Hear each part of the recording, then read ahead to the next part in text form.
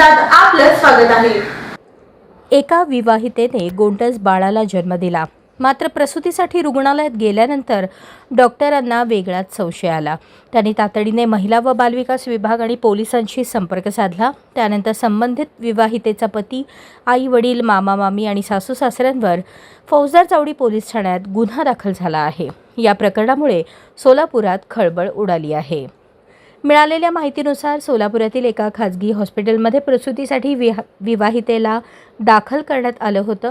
बाळंतपणासाठी आलेल्या या मुलीच्या वयाचा कोणताही अधिकृत पुरावा, आधार कार्ड किंवा कागदपत्रे नातेवाईकांकडे उपलब्ध नव्हती। त्यामुळे हॉस्पिटल प्रशासनाला संशय आला। त्यांनी तात्काळ महिला व बालविकास विभाग आणि पोलिसांशी संपर्क साधला।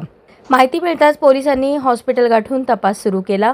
तपासाची चक्रे फिरली आणि मुलीच्या वयाची कागदपत्रे समोर आली, तेव्हा पोलीसही चक्रावून गेले। प्रसूती झालेल्या त्या मातेचे वय आजच्या घडीला अवघे 17 वर्षे 27 दिवस इतके होते। म्हणजेच कायदेशीररित्या ती अजूनही पूर्णपणे अल्पवयीन आहे। रुग्णालय प्रशासनाकडून माहिती मिळताच बालविकास प्रकल्प अधिकारी आणि पोलिसांनी याबाबत माहिती घेतली। पोलिसी खाक्या दाखवताच बालविवाहाचा माग लागला।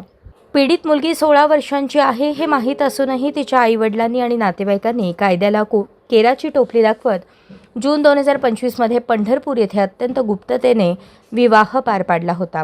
लग्नानंतर काही दिवसातच ही अल्पवयीन मुलगी गरोदर राहिली आणि तिने एका मुलाला जन्म दिला। ज्या वयात हातात पुस्तके असायला हवीत त्या वयात तिच्यावर मातृत्वाची जबाबदारी लादली गेली। बालविकास प्रकल्प अधिकारी रोहिणी कुलकर्णी यांनी दिलेल्या फिर्यादीवरून फौजदार चावडी पोलीस ठाण्यात बालविवाहाला प्रोत्साहन देणे, अल्पवयीन मुलीचे शोषण केल्याप्रकरणी गुन्हा दाखल झाला आहे। मुलीचा पती, सासू सासरे, आई वडील, मामा मामी अशा एकूण 7 जणांविरुद्ध बालविवाह प्रतिबंधक कायदा आणि पॉक्सो कायद्याअंतर्गत गुन्हा दाखल झाला आहे। या प्रकरणाचा पुढील तपास फौजदार चावडी पोलीस ठाण्याचे पोलीस उपनिरीक्षक बावणे करत आहेत।